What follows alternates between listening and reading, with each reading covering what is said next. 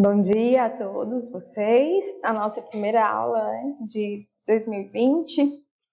Muito feliz de estar aqui novamente, reforçando e lembrando a vocês que o Telesaúde, além das teleaulas, a gente tem as teleconsultorias também, né? Onde vocês poderão tirar dúvidas ou ter uma segunda opinião dos casos clínicos, né? Com nossas apresentações de aulas, né? Tanto de áreas afins ou áreas de outros colegas. Então, ele já tem essa possibilidade de você acessar o site, né, de teleconsultorias. Caso você não tenha o cadastro, pode estar fazendo um novo cadastro com e-mail e senha, né, para você tirar suas dúvidas em relação às nossas aulas.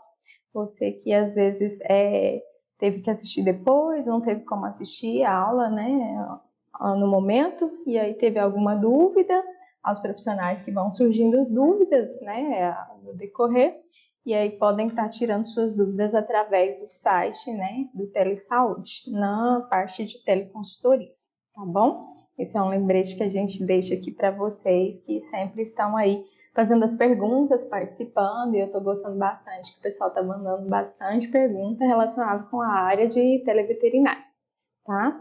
Então, vamos lá, dando início, né, à nossa aula. O tema de hoje é um tema bastante importante, assim, de muita relevância, doença de Chagas em cães.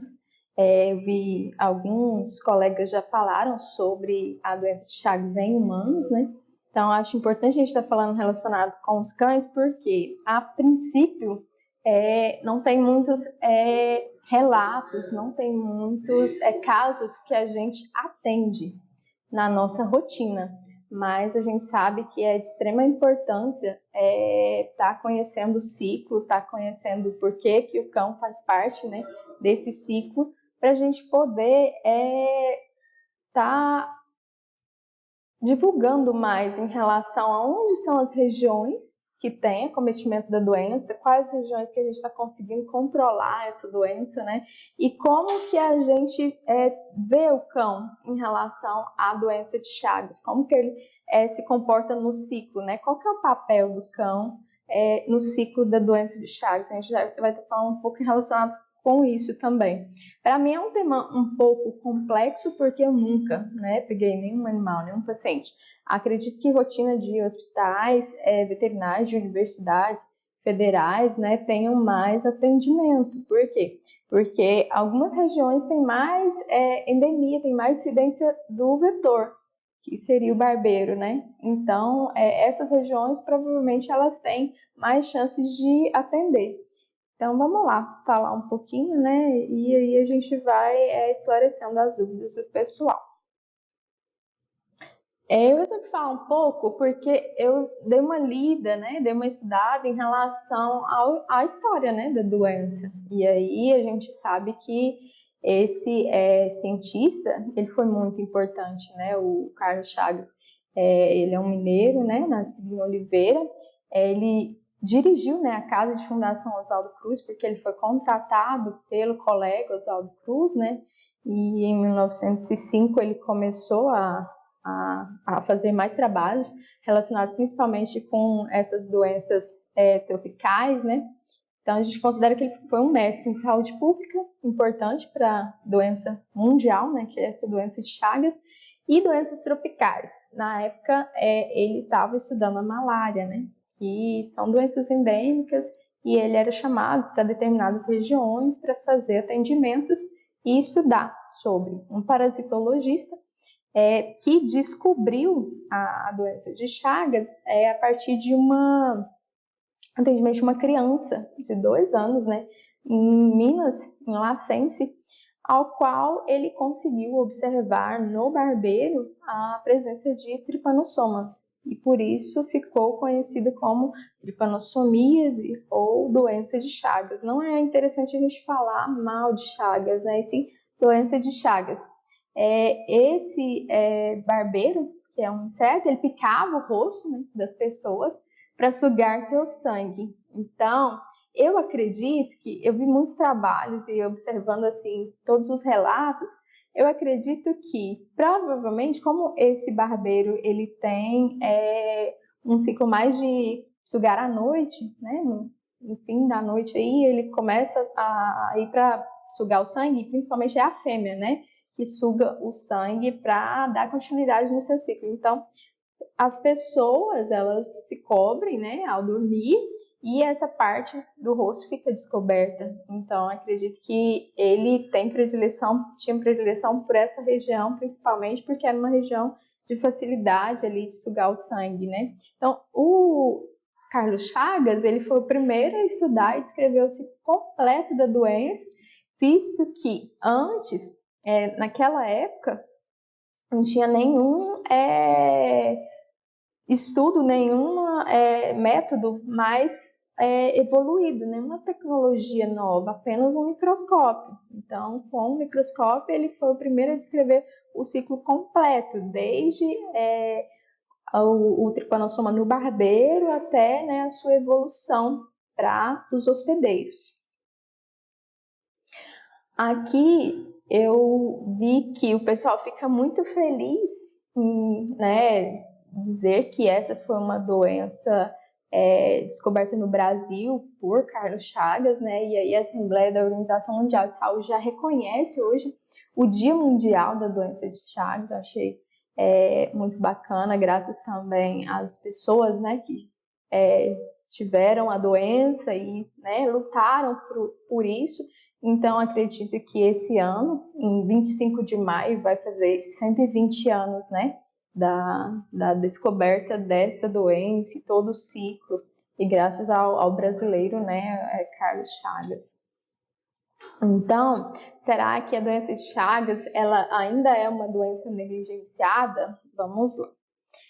Ela é endêmica em 21 países americanos, né? E aí a gente observa que em torno de 7 a 8 milhões de pessoas no mundo são infectadas com o Trypanosoma cruzi, né?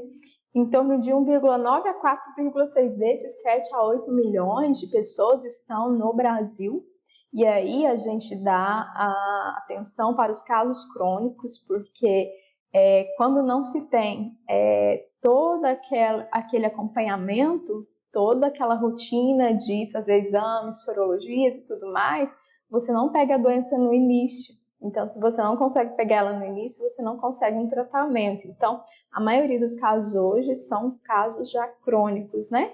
Ao qual tem-se um acompanhamento, né, de todo o quadro, vai tratando os sinais, e aí a gente já tem uma evolução em relação a isso, né? Por isso que a gente já começa a ter um dado mais preciso, ainda não tão preciso, mas começa a ter. Esse dado de 12 mil mortes por ano, acredito que possa ter mais, por esse dado ser de 2016. Ela é a quarta causa de morte no Brasil, né, a doença Chagas, por doenças infecciosas e parasitárias, né, segundo a Organização Mundial de Saúde. 65 milhões de pessoas vivem com risco de contrair a infecção. Antes, ela era designada mais como uma doença de zona rural, né? Que era uma doença onde as pessoas não tinham condições de vida legais, né? Eram mais precárias. E não, hoje a gente observa que as pessoas foram migrando para as cidades e a gente já observa que essa doença ela pode estar até em grandes cidades, em metrópoles, né? E segundo o Ministério da Saúde, ela está espalhada entre os países dos Estados Unidos, Canadá e diversos países da Europa, além da Austrália e Japão. Então, a gente tem incidência não só no Brasil, mas em alguns países considerados de primeiro mundo também, né? Tá. Em relação ao ciclo em si, né, dessa doença, a gente vai passar pelo agente, que é o tripanossoma, né, o vetor seria o barbeiro, hospedeiro definitivo seriam os humanos, hospedeiro intermediário seria o barbeiro que pode estar transmitindo para outros hospedeiros, né, que seriam cães, macacos, aves, e essa transmissão, ela é muito falada, muito comentada. Por quê? Através da picada do barbeiro, você começa a ter ali um sugar, né, de sangue. Essa fêmea vai sugando o sangue e após ela ficar engurgitada, ela defeca ali no local mesmo, quando ela está sugando sangue. Pode ser de um animal ou de uma pessoa. Aí ela defeca e urina também no local. E ao coçar, ao animal coçar ou o ser humano coçar, ele consegue contaminar o local ali da ferida onde sugou com essas fezes que estão contaminadas já com tripanossoma. E aí é uma via, né, que é através da picada. Pode ter a via de transmissão congênita, que seria transplacentária ou transfusional, né, ao qual a mãe pode passar para o feto, ou às vezes uma transfusão sanguínea. Essa a gente vê que quase não ocorre mais, porque todos os bancos de sangue hoje eles já fazem toda a triagem com exames, principalmente para saber se a pessoa tem doença de Chagas, tá?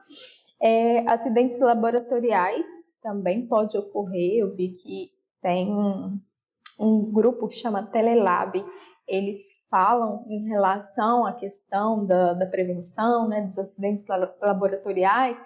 Então, é bem minucioso, você tem que tomar bastante cuidado quando for, né, manipular sangue, fazer sorologia, quando se suspeita, né, dessas doenças, principalmente, porque pode ocorrer um acidente laboratorial e você se contaminar. E a via oral essa tem sido discutida muito e às vezes eu acho que ela é interpretada de forma errônea. Por exemplo, ela pode ser através do caldo de cana e açaí. Então vamos deixar de tomar caldo de cana, né, e comer açaí, né, tomar um açaí. O que acontece? O caldo de cana fica naquelas frestinhas ali da cana, né, envolvida entre aquelas folhas e tudo mais. O barbeiro pode se esconder ali. Então, hoje eu já vejo que a maioria dos lugares que tem um carrinho oferecendo, né, esse serviço de caldo de cana, ele já vem com a cana toda limpinha, toda bonitinha, né, toda conservada. Então, seriam mais essas pessoas que não têm uma higiene e não fazem a conduta correta ali na hora de triturar, né, de moer a cana. O açaí da mesma forma, o açaí in natura tem um risco maior, porque acaba que o barbeiro pode estar escondido ali entre eles e ser moído ou triturado, porém o processo de refrigeração não mata o tripanossoma. Aí sim, o processo de pasteurização seria a menos 82 graus, a gente consegue fazer uma eliminação do tripanossoma, tá? Então, hoje, a maioria dos açaís que a gente toma, ele passa por um processo de pasteurização, só se você comprar em algum local que não ocorreu o processo. Vamos lá. Em cães. Então, por que eu resolvi falar em cães, né? Sobre a doença de Chagas. Ela comete milhares de pessoas pelo mundo todo e, embora muitas pessoas não saibam, ela pode também ocorrer em cães. Então, o causador é o protozoário, Trypanosoma cruzi, né? Que já foi isolado em cães da América do Norte, do Sul, inclusive no Brasil. Tem alguns casos aqui de isolamento dele no Brasil. Então, por que eles são importantes reservatórios parasitários? Porque eles estão sempre próximos dos seres humanos. Se você observar em um ciclo rural, por exemplo, tem o bovino, tem a ave, a galinha, tem às vezes uma capivara ali meio selvagem que tenta chegar próximo, né, do ciclo do ambiente intradomiciliar. Tem os cães, tem os gatos. E o cão, principalmente, porque ele está muito próximo do ser humano e ele é um fator de risco, né, para a população. Então, eles são clinicamente infectados, né, e podem desenvolver a fase tanto aguda quanto crônica da doença. E a doença de Chagas em cães, ela tem basicamente a sintomatologia bem parecida com a doença em humano, que seria alterações de miocardite, alterações cardíacas, esofágicas, alterações em vários sistemas que podem estar tendo um comprometimento e levando o animal a óbito. Esse é um trabalho ao qual eles citam que os aspectos epidemiológicos da doença, principalmente na região Nordeste, né, no semiárido da Paraíba, ela tem sido com mais frequência nessa região e eles resolveram fazer um levantamento. Esse trabalho, eles resolveram investigar quantos cães realmente, né, são positivos para a doença de Chagas e será que tem uma relação com as pessoas que também têm Chagas na região. Eles identificaram o barbeiro da espécie Triathlon brasiliensis, em torno de 87,5% nesse trabalho, né? E o Triatoma pseudomaculata, 12,5%. Então, essas são as espécies que estão no nosso país, né, no Brasil. Esse é um relato de 2013, um trabalho de 2013. E o que eu achei de mais importante nesse trabalho foi que a identificação de cães jovens infectados com menos de 12 meses de idade mostra que não se trata de uma exposição antiga ao Trypanosoma cruzi e que a transmissão ainda ocorre na área, porque muitos citam e falam que a região está exterminada do vetor, não tem barbeiro nessa região, não existe mais barbeiro e aí está controlado. Não existe um controle. Acredito que os produtos químicos hoje utilizados, eles ajudam, mas assim, eliminar por total a gente não consegue, porque eles escondem em locais que às vezes a gente não consegue fazer uma detetização. E aí o interessante seria fazer um acompanhamento. Esse trabalho eu achei muito interessante, fazer essa avaliação epidemiológica para descobrir quantos casos, né? E olha só, avaliando esses animais através da sorologia, eles descobriram que teve animais jovens, né, com 12 meses de idade, que já estavam contaminados com Trypanosoma cruzi. A gente sabe que a doença demora em torno de 15 a 20 anos, né, para se manifestar. Aí seria a fase mais crônica, né, da doença. Então, o que é a briga hoje, a luta? Para a gente descobrir um teste para fazer em cães, né, e que esse teste seja validado, seja comprovado, que a gente possa utilizar ele a campo. Às vezes vocês estão em alguma visita, um veterinário está em alguma fazenda, em alguma zona rural e possa estar fazendo esse teste nesses animais para a gente conseguir pegar ela no início, assim como vocês fazem na área humana, né? Na medicina humana, que já tem toda a triagem, todo o acompanhamento. Então, se a gente pega a doença no início, a gente já consegue fazer um protocolo de tratamento. Acredito que eu não coloquei lá na parte do protocolo, mas eu vou comentar qual é a medicação utilizada. Outra questão que eu queria dizer é que a gente tem que sempre estar fazendo essas sorologias, esses acompanhamentos, essa avaliação do animal. Porque muitas vezes pode ter outra espécie de Trypanosoma ou pode ser confundida com Leishmania também, que é um protozoário que também tem algumas alterações que podem, né, confundir um pouco. Então, em cães, ela tem a fase aguda e a fase crônica, assim como, né, nos humanos. Ela é caracterizada por miocardite na fase aguda ou encefalite em cães jovens. Gente, é muito difícil pegar Trypanosoma cruzi em cães na fase inicial. Só se você faz um trabalho como aquele que o pessoal fez, que eu disse agora. Porque na nossa rotina mesmo, a gente nem tem um teste para estar fazendo. E aí, para o proprietário, né, o tutor, desembolsar um valor de sorologia, eles dão um pulão e não querem fazer. Então, eu acho que seria interessante mesmo se a gente tivesse um teste rápido que fosse com um custo-benefício melhor para a gente estar fazendo na rotina, porque a gente sabe que a região do estado de Goiás também tem, né, a doença, e aí a gente poderia estar investigando os cães também dessa região. Na fase crônica, ela já vai causar uma cardiomiopatia dilatada, principalmente nos cães idosos, tá? Por isso que é muito difícil pegar a doença no início, porque às vezes não vem com nenhum sinal clínico, né? E ele vai desenvolver o sinal clínico só quando ele estiver idoso. A gente atende muito paciente idoso com cardiomiopatia, com alterações cardíacas. Eu sempre solicito raio-x, eletro, ecocardiograma, todos os exames.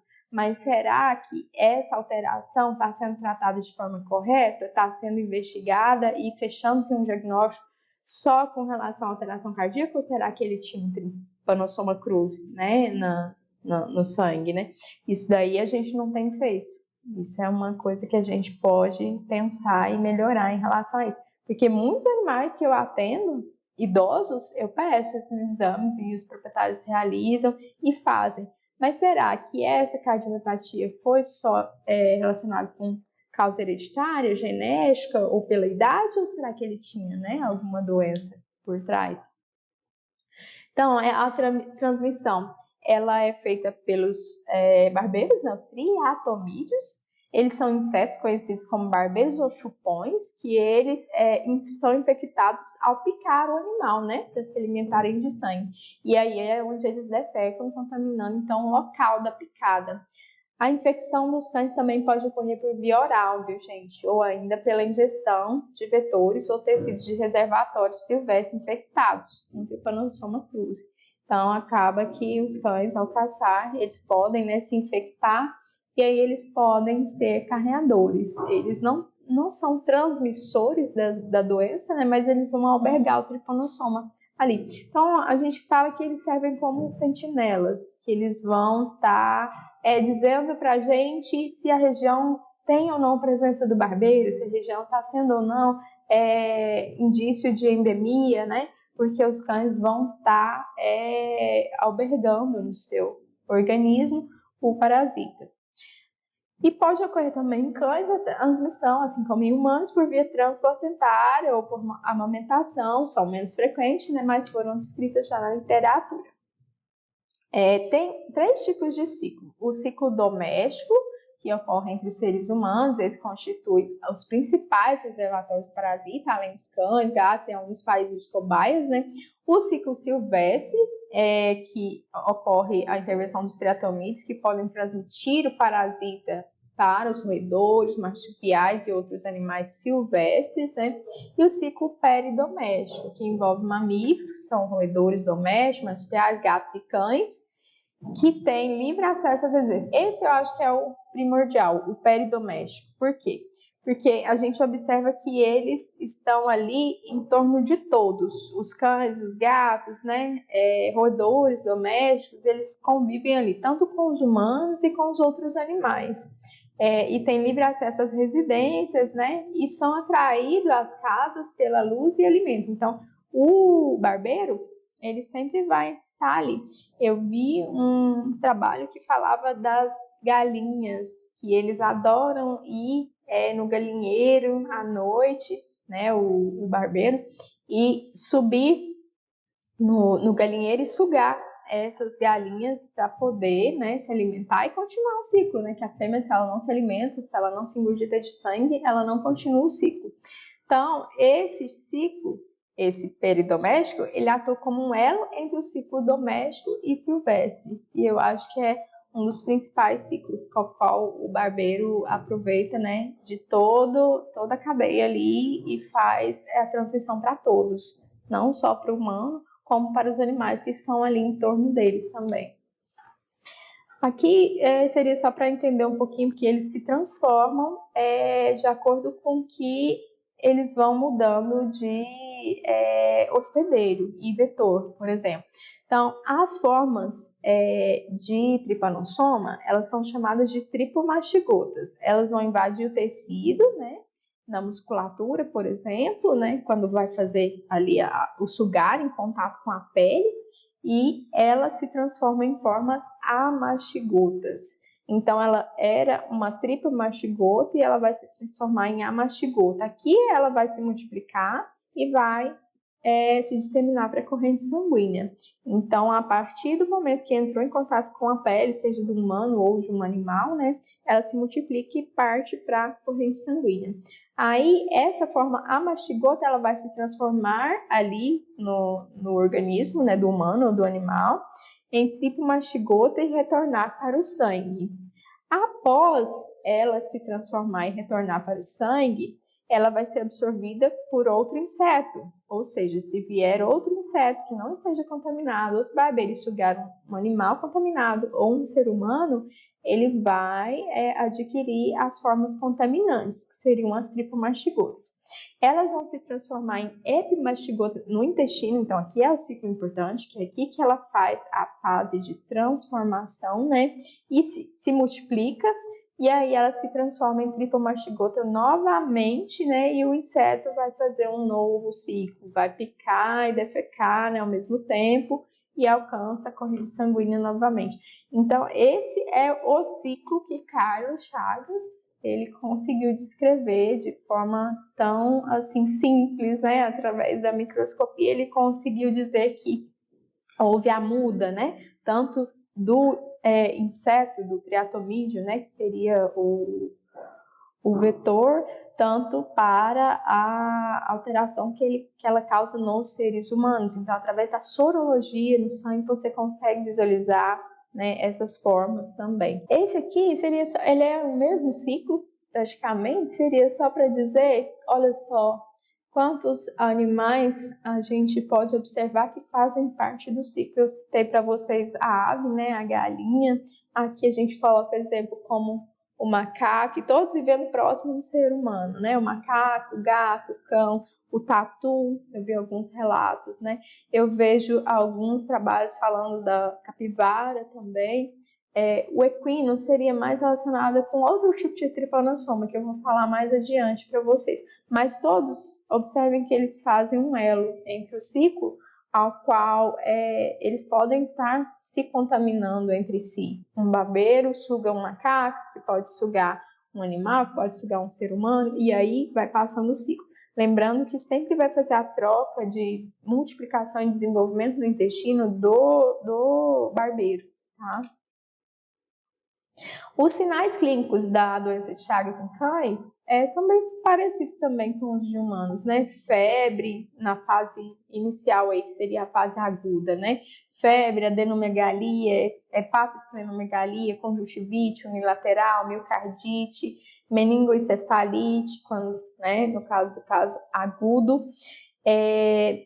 Na fase crônica, ele apresenta fraqueza, intolerância ao exercício, desmaios, né, que seriam síncope, e morte súbita. Alguns casos, eles são fatais e de rápida evolução. Aí a gente consegue, que eu vi que muitos trabalhos não tem como fazer uma confirmação antes do animal virar óbito, e aí a necrópsia é necessária. Então, através da necrópsia, a gente consegue ter uma avaliação mais precisa das formas e das alterações que eles causam, né, o tripomastigota, o trypanosoma cruzi, essa forma causa no coração, né, e em alguns órgãos, principalmente.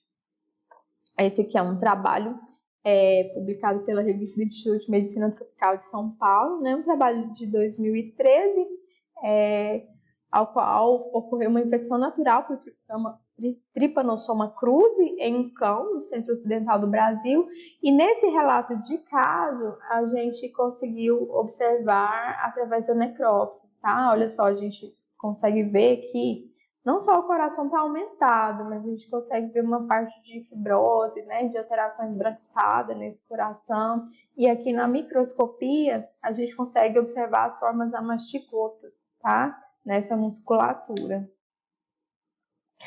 Outros trabalhos também que eu trouxe aqui para vocês em relação ao Trypanosoma cruzi, aqui é uma infecção por Trypanosoma cruzi em um cão domiciliado na área urbana, no município de Castanhal, no estado do Pará.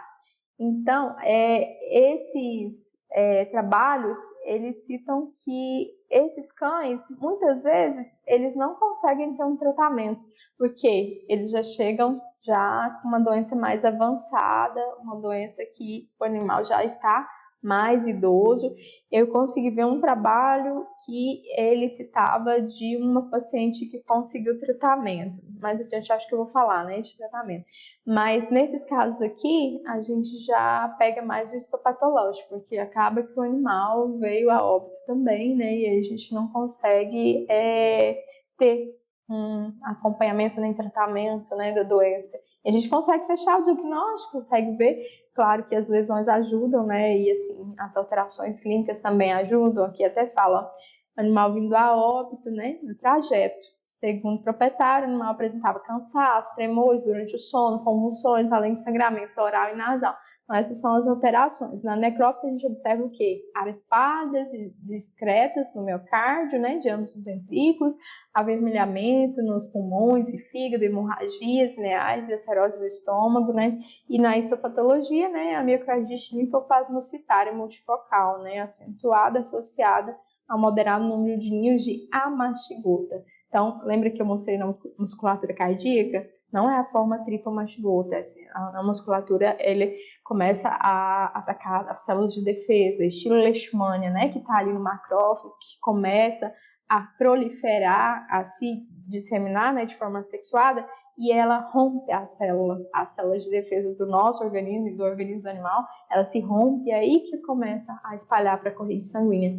Gente, leishmania e trypanosoma, eu estudando um pouco sobre as doenças, né, é muito rápido, né, a evolução do parasita. Quem é parasitologista, eu acho que, assim, eles ficam, né, estudando muito e é muito fantástico como que eles conseguem fazer uma evolução tão rápida e levar o animal, né, a óbito tão rápido assim.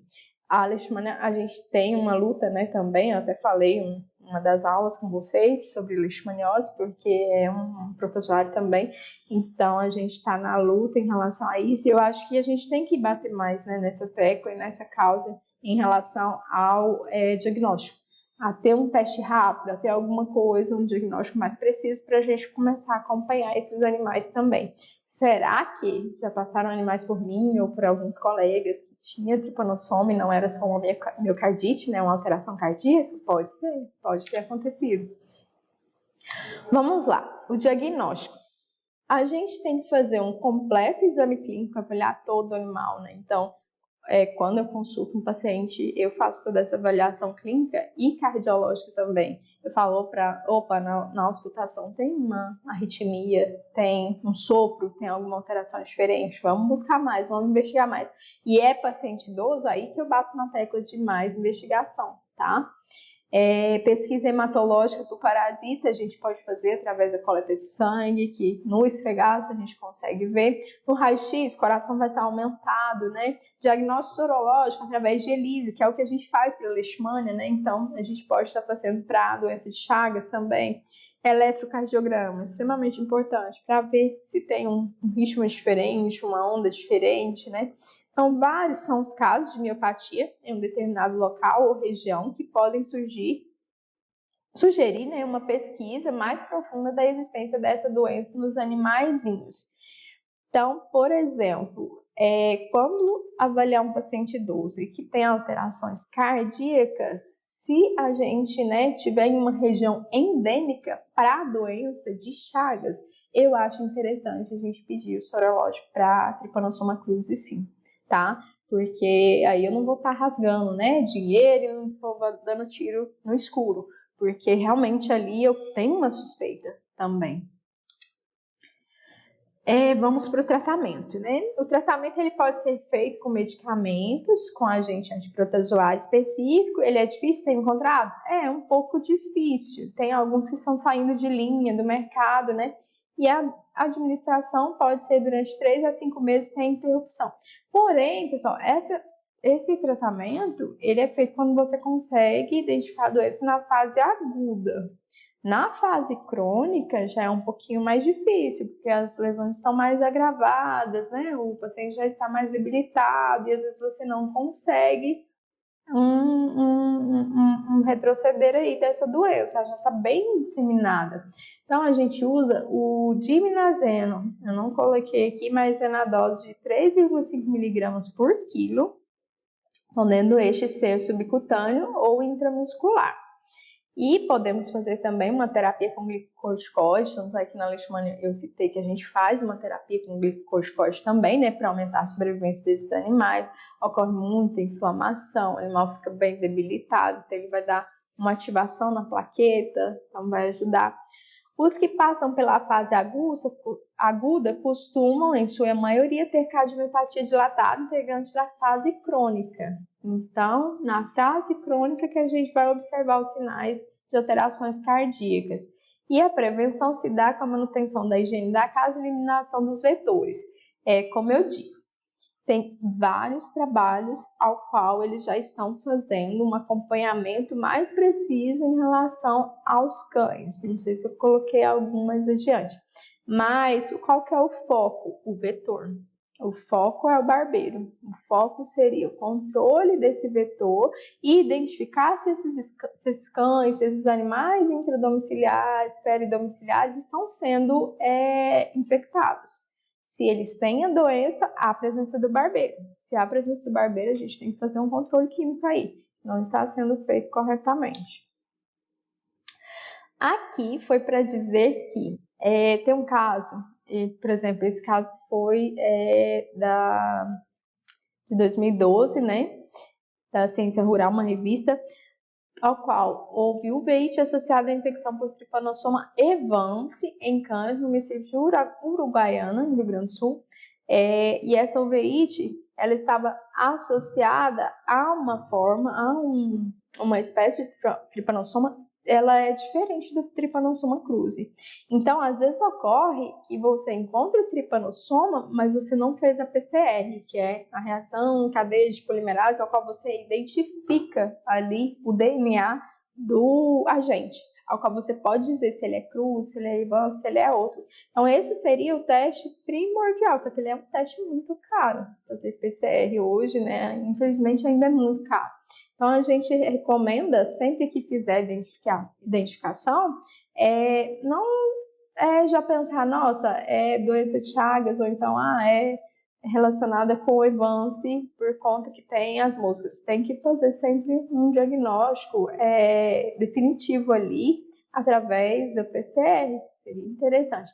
Esse trabalho, ele fala que esses animais, eles viviam em contato com, acho que cavalos, com gado, e essa região, ela tem muita presença de Stomox, que seria uma mosca dos estábulos, né, e a Tabanidia também. Essas moscas, elas transmitem o Trypanosoma evans. Então, muitas vezes a gente faz sorologia e ela pode dar reação cruzada, né, com outros tipos de Trypanosoma, ou às vezes com Leishmania, né, também. Então, sempre é bom fazer a sorologia para outras que estão, ou às vezes fazer a PCR. Nesse caso aqui, seria interessante, eu acho que aqui fez por conta que eles identificaram, né, que era Trypanosoma evans. Eu não consigo identificar se não fizer PCR. E aí, olha só, alteração um pouco diferente, né, aqui tinha uveíte, o paciente apresentava parecendo uma uva, né, o globo ocular parecendo uma uva, bem inflamado, bem dilatado.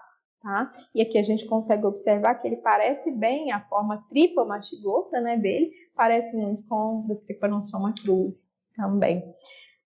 Aqui era um estudo, né, que aponta o alto índice de cães no Rio Grande do Norte infectados pelo agente, né, causador da doença de Chagas, e aqui a gente consegue observar também a forma tripomastigota, né, através da parasitologia, né, e aí esse seria um histopatológico, provavelmente.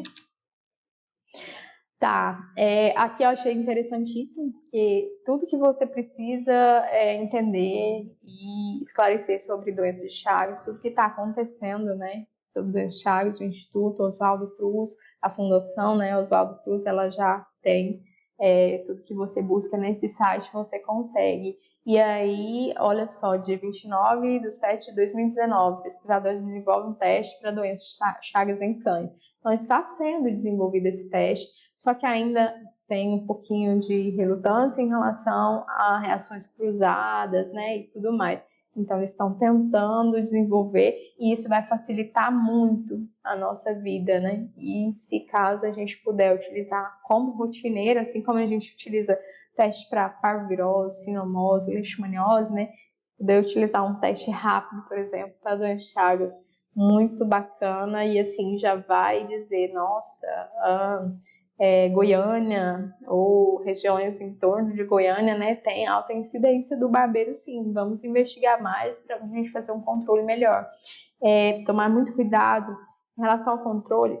Eu não falei muito sobre as casas, né, os ambientes. Então, a gente sempre orienta e recomenda limpeza, né, das casas, tirar todos os entulhos, árvores que estejam próximas, crescendo próximas da casa, sempre aparar, cortar, porque o barbeiro consegue, né, subir e consegue se esconder ali, e à noite é onde ele sai para fazer o repasto, né, para fazer a sua hematofagia, que é sugar o sangue, tanto dos animais quanto dos seres humanos. Concluindo para vocês, depois de mais de um século da descoberta, né, da doença de Chagas, o seu controle ainda impõe muitos desafios. Eu vi muitos profissionais falando que a doença está controlada e que o vetor está controlado, o barbeiro está controlado, e realmente eu não vejo isso. Os outros trabalhos que eu fui buscar a fundo não está tão controlada assim, não. Eu acho que ela ainda é um pouco negligenciada, a gente tem que divulgar mais, tem que falar mais. Eu mesmo não conhecia muito da doença, tive que dar uma lida, né, para entender um pouco.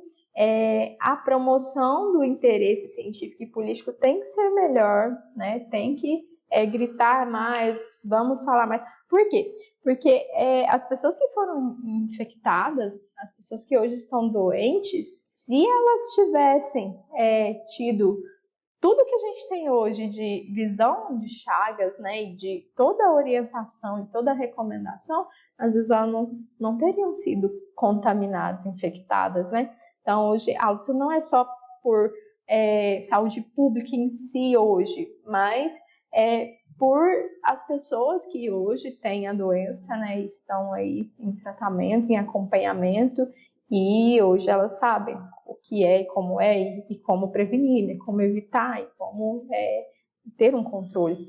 A assistência médica aos doentes, o aprimoramento do diagnóstico, o acesso universal ao tratamento etiológico, a educação e a informação são de extrema importância. Sim, eu acredito que com esse acompanhamento e toda a triagem, eu acho que já ficou bem melhor, acho, a divulgação, mas na área de humanas, gente.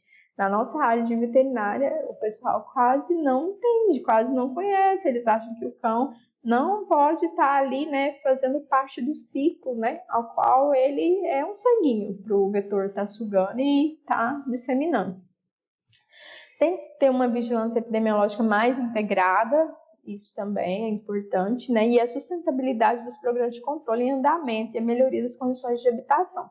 Acredito que a equipe do Telesaúde já faz isso, né, com excelência, já acompanha, o pessoal já tinha comentado comigo em relação ao acompanhamento das pessoas, né, que tem Chagas e todo o tratamento, toda a evolução. E isso é o que faz a gente ter uma melhoria de qualidade de vida, de saúde pública e de conhecimento, né? Vamos passar mais conhecimento e divulgar mais sobre a doença. O que eu tinha para passar hoje, acredito que era isso. Essas são as minhas referências. E aí as dúvidas vocês podem ir tirando no decorrer, tá? Do mês, né? E aí a gente vai esclarecendo algumas dúvidas. Temos muito ainda ao que alcançar em relação à doença de Chagas na área de veterinária também, porque a gente quase não atende, quando atende o animal já vem a óbito. Tinha um caso que eu não comentei, ele não está aqui, mas era uma cachorrinha da raça Mastiff, e ela conseguiu tratamento. Por quê? Porque eles fizeram toda uma rotina na região de sorologia, e aí, como a universidade ela estava bem esperta em relação à doença, eles fizeram uma sorologia de uma paciente e eles conseguiram identificar na fase aguda e ela recebeu o tratamento e está super bem. Então, se a gente começasse a fazer mais esses testes, provavelmente a gente conseguiria ter uma manutenção aí e longevidade de vida dos animais, que hoje para o ser humano, né, é considerado como um filho, a gente teria uma longevidade muito maior. É isso, pessoal, e obrigada.